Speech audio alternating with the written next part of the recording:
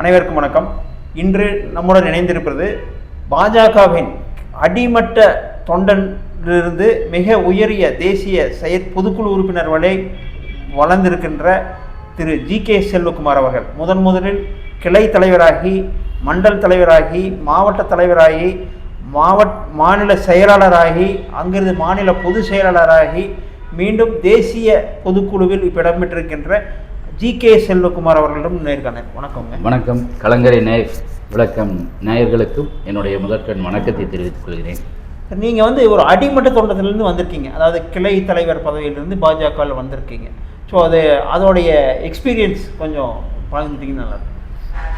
கோவையை பொறுத்தளவுக்கு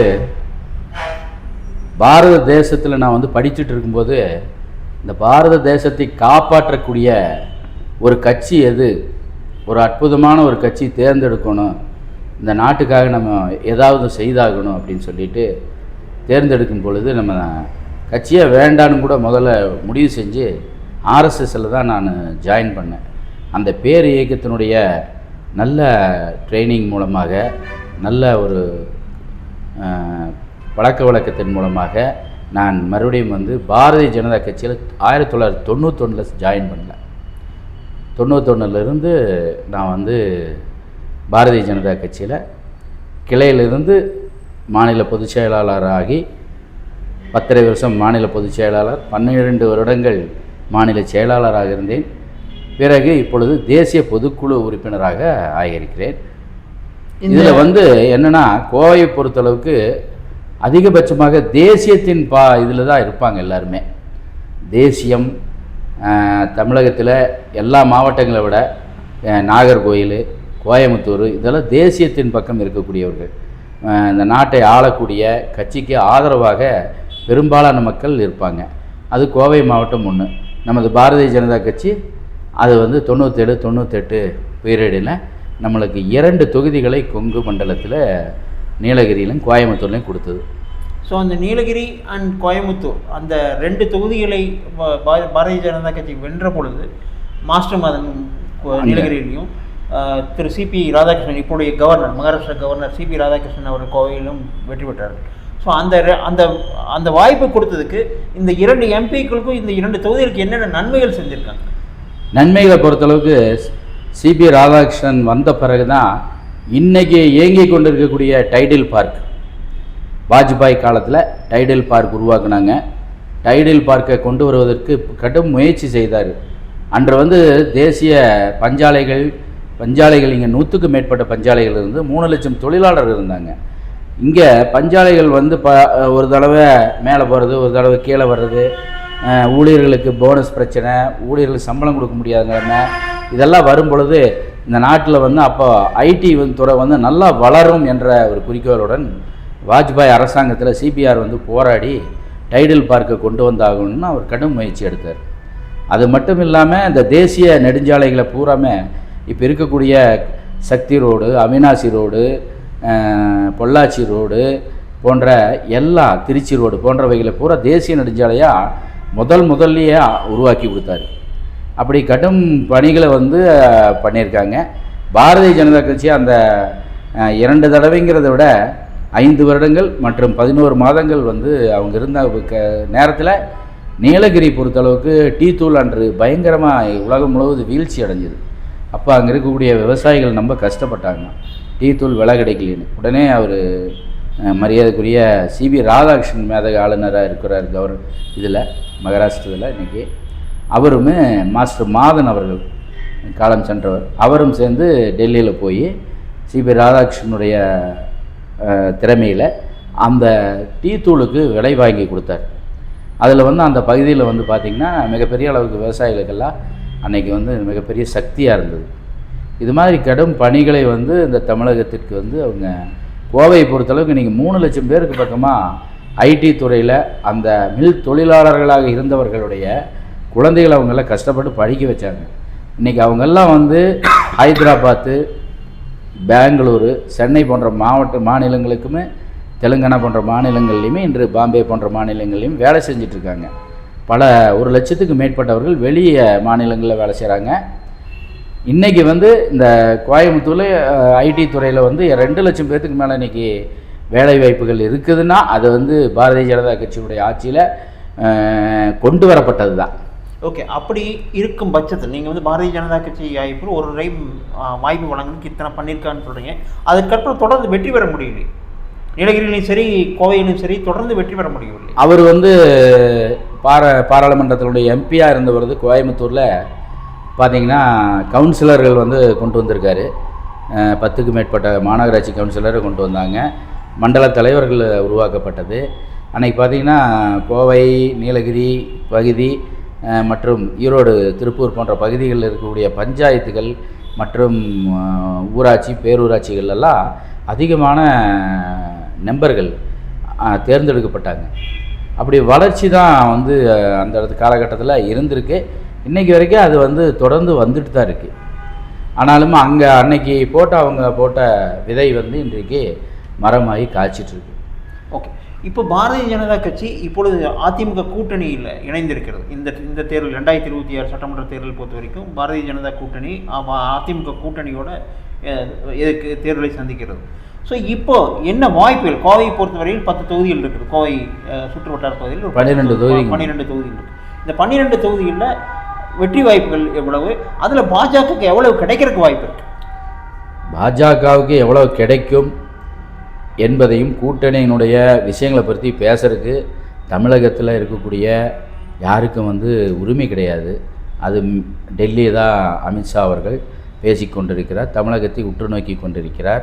அவர் தான் முடிவு செய்ய வேண்டும்.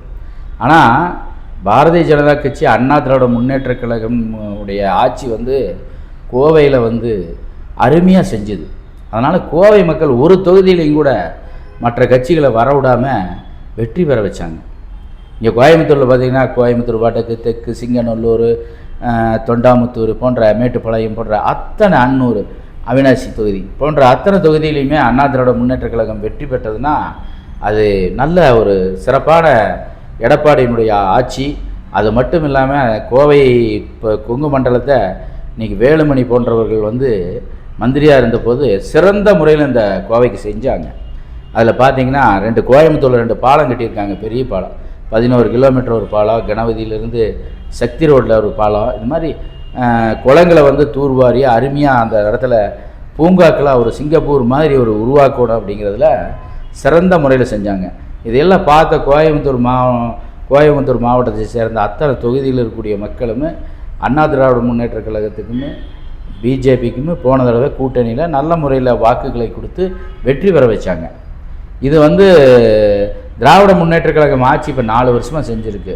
நீங்கள் எந்த ரோட்லேயுமே ஆடாமல் போக முடியாது. சைக்கிளில் போனாலும் சரி, பெரிய காரில் போனாலும் சரி, இன்றைக்கி வந்து வண்டி கழண்டு விழுகிற அளவுக்கு, இடுப்புடைகிற அளவுக்கு இன்று வந்து சாலைகள் இருக்கின்றன.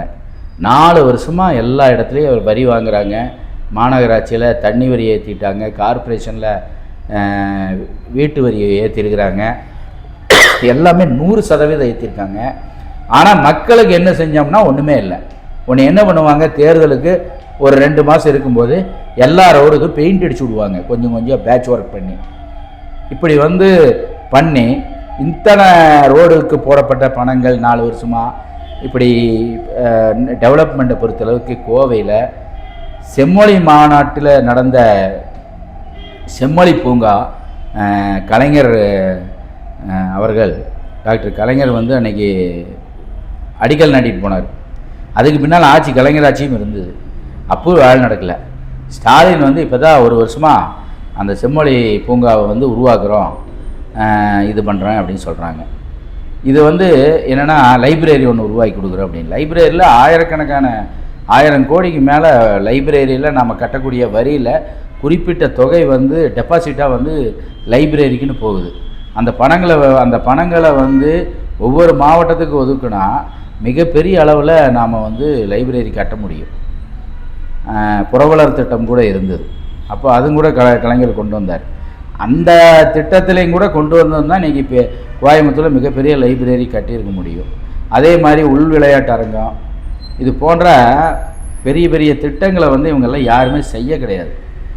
எடப்பாடி, வேலுமணி பிஜேபியினுடைய மோடி என்னுடைய தலைமையில் இருந்த ஆட்சி மத்தியில் இருந்தப்போ எந்த திட்டங்களுக்கு போனாலும் அவங்களுக்கு வந்து சேங்ஷன் ஆச்சு.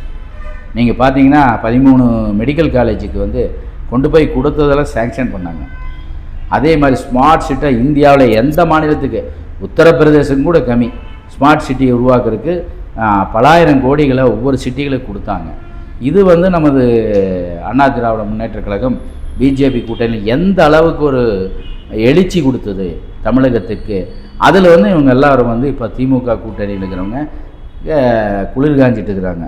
தமிழகம் முன்னோடியாக இருக்குதுன்னு எல்லா இதுலேயும் ஸ்டாலின் அவர்கள் மரியாதைக்குரிய முதலமைச்சர் பேசிட்டு வர்றாரு.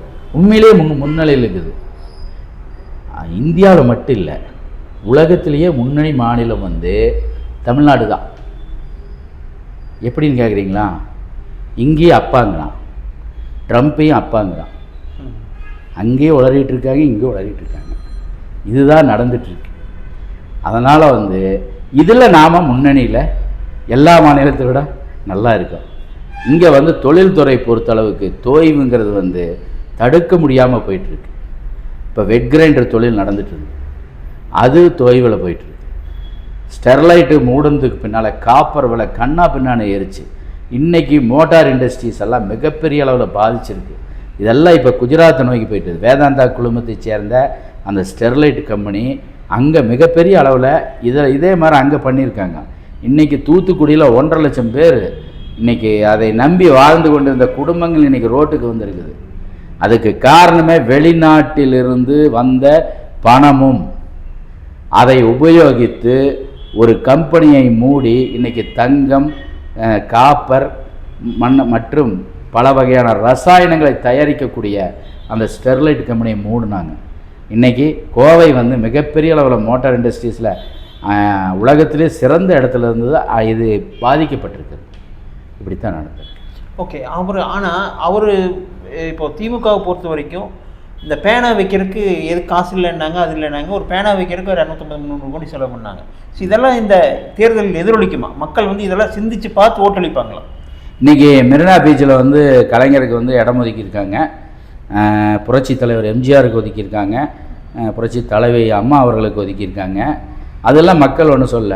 அங்கே இருக்கிற மக்கள் வந்து தன்னுடைய வியாபார இடத்த கொடுத்துட்டு அங்கே வேலை செஞ்சுட்டு இருந்த தொழிலாளர்கள் எல்லாம் மெரினா பீச்சில் இன்றைக்கி வேலை செஞ்சிட்ருக்கக்கூடிய அந்த கடைநிலை ஊழியர்கள் அவர்களை வந்து இன்றைக்கி பாதிக்கப்படுற அளவுக்கு நான் அந்த ஒன்றும் மெரினா பீச்சில் பண்ண போகிறேன் அப்படின்னு சொல்லி இவங்களுக்கெல்லாம் வாக்குறுதி கொடுத்துருக்காங்க.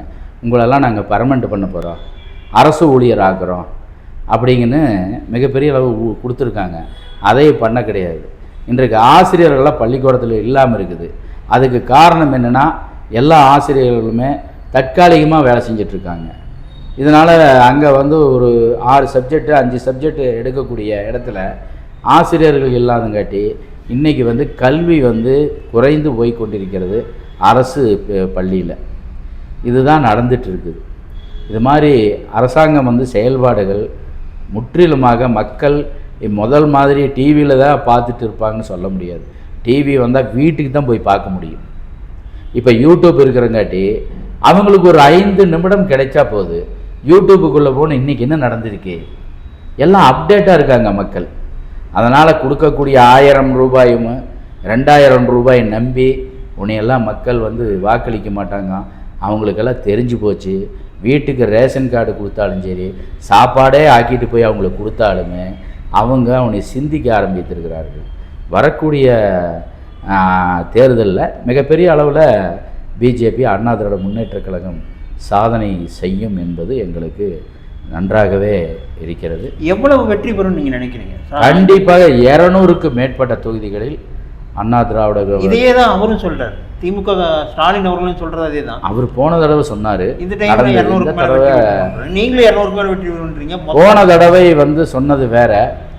மக்களை வந்து இந்த அளவுக்கு கொடுமைக்கரமாக, அதாவது எல்லா இடங்களையுமே கற்பழிப்பு, கொலைகள், மிகப்பெரிய அளவில் அச்சுறுத்தல்கள் போன்றவை வந்து சட்டம் ஒழுங்கு சரியில்லாமல் பல நடவடிக்கைகள் இப்போல்லாம் நடந்துகிட்ருக்குது.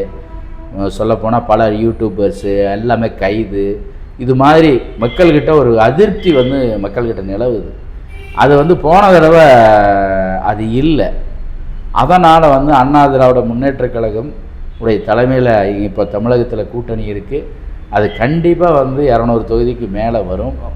இப்போ கோவை மாநகரில் 12 கோவை சுற்றுப்புறங்கள் செய்த 12 தொகுதிகள் இருக்குன்னு சொல்கிறீங்க. அதில் பிஜேபி எவ்வளோ சீட்டில் நிற்கும்னு நீங்கள் எதிர்பார்க்குறீங்க? நான் வந்து எவ்வளோ கிடைக்குன்னு கேட்கல, எவ்வளோ நிற்குன்னு எதிர்பார்க்குறீங்க? எந்தெந்த தொகுதியில் நிற்கிறதுக்கு வாய்ப்பு இருக்குன்னு நினைக்கிறீங்க? நீங்கள் வந்து சூசகமாக இந்த விஷயத்தை கேட்டாலும் எங்களை பொறுத்தளவுக்கு தலைமைன்னு ஒன்று இருக்குது, அதுபோக அகில இந்திய தலைமைன்னு ஒன்று இருக்குது. அந்த தலைமை சொல்லாமல் அந்த தலைமை உத்தரவிடுவது மட்டும்தான் செய்யும். நாங்கள் காங்கிரஸ் கட்சிக்காரங்க இல்லை, மற்ற கட்சிக்காரங்க மாதிரி ஒவ்வொரு நிர்வாகியும் ஒவ்வொன்று சொல்கிறதுக்கு. அதனால் அங்கே என்ன முடிவெடுக்கப்படுகிறதோ அது கடைசி தொண்டன் மட்டும் அது கேட்பான். என்ன சொன்னாலும் அதற்கு தயாராக பாய துடித்து கொண்டிருக்கிறான். அவர்கள் எந்த இடத்தில் வேலை செய்யாமல் இந்த கூட்டணி வெற்றி பெற வேண்டும் என்று தொண்டன் மட்டும் இல்லை, பாஜக தொண்டன் மட்டும் இல்லை, பொதுமக்களும் நினைத்து கொண்டிருக்கிறார். ஓகே, இப்போ இந்த அதிமுக பாஜக கூட்டணி இது வந்து ஒரு இயற்கையான கூட்டணி என்று இருந்தால் கூட நிறைய இடங்களில் ஒரு கம்ப்ளைண்ட் இருக்குது. அதாவது பாஜகவோட ஓட்டு அப்படியே டிரான்ஸ்ஃபர் ஆகிடும் அதிமுகவுக்கு, ஆனால் அதிமுக ஓட்டு வந்து பாஜகவுக்கு டிரான்ஸ்ஃபர் ஆகிறது இல்லை அப்படிங்கிற ஒரு குற்றச்சாட்டு தொடர்ந்து இருந்துகிட்டு இருக்கு. இந்த முறை அது எப்படி இருக்குன்னு நீங்கள் நினைக்கிறீங்க? ஒரு மிகப்பெரிய விஷயம் என்னவென்றால், நீங்கள் சொல்வது சில இடங்களில் வந்து சரியாக இருக்கலாம். அது வந்து அதிமுகவினுடைய தொண்டன் வந்து பிஜேபியினுடைய தொண்டனோ வந்து அது மாதிரி செய்ய மாட்டாங்க. பொதுமக்களை பொறுத்தளவுக்கு அந்த சொந்த தொகுதி விட்டு போட்டு பக்கத்து தொகுதியில் நிற்கும் பொழுதோ அல்லது வேறொரு மாவட்டங்களிலிருந்து வந்து நிற்கும் பொழுது இது மாதிரி பிரச்சனை கோவை மக்களை மட்டும் ஏற்றுக்கவே மாட்டாங்க, எந்த ஊர்லேயுமே ஏற்றுக்க மாட்டாங்க. இப்போ நான் போய் சென்னையில் போய் வேலூர்லேயே நின்னேன்னா இந்த ஊர் எந்த ஆள் இவருக்கே நான் ஓட்டு போடணும்னு நினைப்பான். அதனால் வந்து அதை மாதிரி நடக்கும் பொழுது நம்ம பாஜக சில நேரத்தில் தோல்வியில் சந்திச்சிருக்கு. இதுக்கு முன்னால் 2 தோல்வி வந்து எம்எல்ஏ அண்ணா திராவிட முன்னேற்ற கழகத்துக்கு கூட இருந்தப்போ நாம் தோல்வி சந்திச்சுக்கிறோம். நான் இந்த இடத்துல ஒரு முக்கியமான கேள்வி கேட்கணும்னு நினைக்கிறேன், நீங்கள் ஆன்சராக சொல்லிட்டீங்க. அதுக்கு முன்னாடியே தமிழகத்தில் நாகர்கோவில் பகுதியும் கன்னியாகுமரி பகுதியும் கோவை பகுதியும் பாஜகவின் மிகப்பெரிய கோட்டை என்று பேசப்படுகின்ற பகுதிகள். ஆமாம், இப்போது நாகர்கோவிலில் பார்த்தீங்கன்னா அங்கே எலெக்ஷன் நிற்கிறவங்க அங்கே லோக்கல் லைட் தான் நிற்பாங்க. 99% 100% யாராவது லோக்கல் கேண்டிடேட் நிற்பாங்க. ஆனால் கோவையில் மட்டும் பார்த்தீங்கன்னா இம்போர்ட் பண்ணுறீங்க நீங்கள் எல்லாத்தையும். கேண்டிடேட்டை வந்து எப்பவுமே இம்போர்ட் தான் பண்ணுவீங்க. கோவையில் வந்து தலைவர்கள் வளரவே இல்லையா, இல்லை தலைவருக்கு வாய்ப்பு கொடுக்கக்கூடாது என்ற ஒரு நிலைப்பாடா? கோவையை பொறுத்தளவுக்கு பார்த்தீங்கன்னா அண்ணா திராவிட முன்னேற்ற கழகத்தை சொல்லலாம். நீங்கள் பார்த்தீங்கன்னா வேலுமணி அண்ணா இருக்கார், சேமா வேலுசாமி இருக்கார், ஜெயராமன் இருக்கார், அம்மன் அர்ஜுன் இருக்கார். இது மாதிரி ஒவ்வொரு ஏரியா எம்எல்ஏ அளவுக்கே ஒரு தலைவர்கள் அந்த கட்சி உருவாக்கி வச்சுருக்கு. ஆனால் கொங்கு மண்டலத்தை பொறுத்தளவுக்கு மிகப்பெரிய சக்தி. நீங்கள் சொல்லப்போனால் நீங்கள் வந்து நாகர்கோவில் கன்னியாகுமரி இவங்கெல்லாம் சொன்னால் ஒரு தொகுதி தான் நீங்கள் சொல்ல முடியும். கோயம்புத்தூர் அப்படி இல்லை. பார்லிமெண்ட்டை பொறுத்தளவுக்கு நீலகிரி இருக்குது, கோயம்புத்தூர் இருக்குது. அங்கே ஏகப்பட்ட சட்டமன்றம், அங்கே 6 சட்டமன்றம், இங்கே 6 சட்டமன்றம் இருக்குது. அது மட்டும் இல்லாமல் திருப்பூரும் இப்போ பிஜேபி பொறுத்தளவுக்கு சக்தி மிக்கதாக தான் இருக்குது. ஈரோடு மட்டும் இன்றைக்கி நம்ம வந்து வெற்றி பெற்றிருக்கிறோம். அண்ணா திராவிட முன்னேற்ற கழகத்தில் நாம் கூட்டணியோடு இருந்தப்போ சரஸ்வதி அம்மா அவர்கள் வெற்றி பெற்றிருக்கிறாங்க. சரஸ்வதி அம்மா வெற்றி பெற்றார்கள், அவர் சொந்த தொகுதி. அதே மாதிரி முருகன் அவர்கள் நிற்கும் பொழுது மத்திய மந்திரி 1000 தொச்ச ஓட்டில் தான் தோற்றோம். அது அந்த தொகுதியில் வந்து அதிகபட்சமாக காங்கிரஸ் திமுக தான் வென்றிருக்குது. அப்படி இருக்கும்போதும் கூட குறைஞ்ச 1000 தொச்ச ஓட்டு வந்து ஒரு சாதாரண ஓட்டுதல் தான் தோக்கப்பட்டது. அதனால் அவர் இன்றைக்கி மத்திய மந்திரியாக கூட இருக்கார். இல்லை, நான் கேட்ட கேள்வி கோவை பகுதியில் மட்டும் மேக் இன் இண்டியான்றீங்க. For example make in India, அதாவது வெளியில் இருக்கிற தளவாடங்களை வாங்குவது நம்மளே மேனுஃபேக்சர் பண்ணுங்கிறது மேக் இன் இண்டியா திட்டம். அதே மாதிரி அந்தந்த பகுதியில் இருக்கவங்க அந்தந்த பகுதியில் ஜெயிக்கணுங்கிறது தான் கான்செப்ட். ஆமாம், ஓகேங்களா? இப்போ கோவை பகுதினா கோவை பகுதி சேர்ந்தவர் நிற்கிறோம். ஆனால் கோவையில் வந்து பாஜகவை பொறுத்தவரை கோவையில் இருக்கிறவங்க யாருக்குமே வாய்ப்பு கொடுக்கப்பட மாட்டாது. ஜென்ரலாகவே கோவையில் இருக்கிறவங்களுக்கு வாய்ப்பு கொடுக்கறது மட்டும் இல்லை, பாரதிய ஜனதா கட்சியில் வந்து வெளியிலேருந்து கொண்டு வந்துடுறாங்க, நின்னா ஜெயிக்கலாம் அப்படின்னு நினச்சி கொண்டு. அதான் ஏன்னு கேட்குறேன். அதுதான் ஏன்னு வந்து எங்களுக்கும் தெரியல. ஆல் இண்டியா என்ன நினைக்கிறதுன்னு தெரிய மாட்டேங்குது. இல்லை இங்கே இருக்கிறது தமிழகத்தில் இருக்கிறவங்க நினைக்கிறாங்களான்னு தெரியல. இங்கே கொங்கு மண்டலத்தில் இருந்து போகக்கூடிய நிர்வாகிகள் வந்து குறைந்த காலத்திலேயே அவங்கள வந்து ஒதுக்கப்படுற அளவுக்கு பண்ணிகிட்ருக்காங்க. அவங்களுடைய உழைப்பு இல்லாமல் கீழே இருக்கிற ஊழியர்களுடைய உழைப்பெல்லாம் வந்து இன்றைக்கி மிகப்பெரிய அளவில்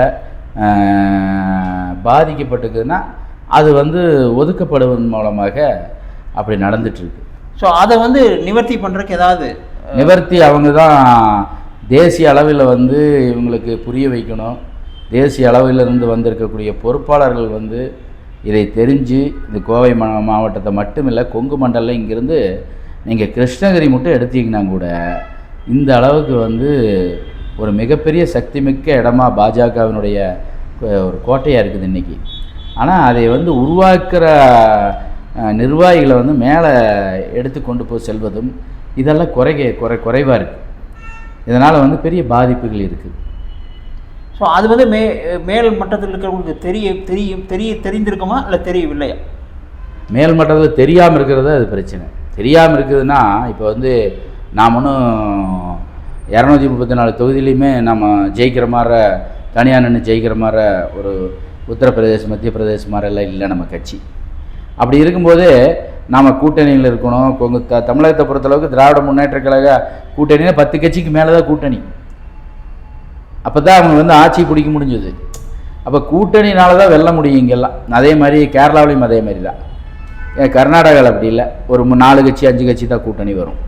ஆனால் தமிழகத்தை பொறுத்தளவு 10க்கும் மேற்பட்ட கட்சி கூட கூட்டணி வச்சா தான் ஒரு மிகப்பெரிய இலக்கை வந்து அடைய முடியுது. அப்படி இருக்கும்போது இங்கே வந்து இருக்கக்கூடிய பகுதியை சேர்ந்தவங்களை நம்ம உருவாக்கினா மட்டும்தான் நம்ம மிகப்பெரிய அளவில் பாஜகவை தமிழகத்தில் ஒரு பெரிய சக்தி மிக்க கட்சியாக வந்து உருவாக்க முடியும். ஓகே, அதாவது அரசியல் பொறுத்த வரைக்கும் வெற்றி மட்டுமே இலக்கு. நீங்கள் வெற்றி பெற்றால் மட்டுமே அடுத்த லெவலுக்கு போக முடியும். இல்லை மக்களுக்கு சேவை பண்ணுறதாகட்டும், இல்லை யாருக்காவது எதாவது பண்ணுறாங்க, எது இருந்தாலும் அதிகாரத்தில் இருந்தால் மட்டுமே சாதிக்க முடியும்.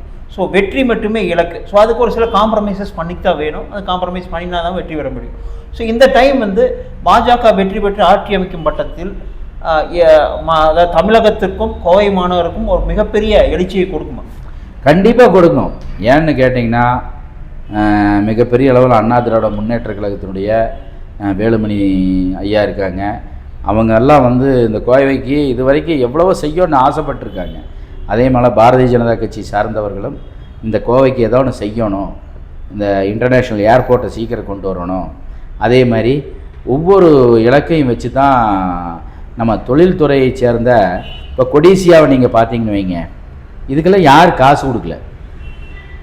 இந்த கோவையை பொறுத்தளவுக்கு ஒரு தமிழகத்தினுடைய எந்த வகையான உதவிகளும் கிடையாது.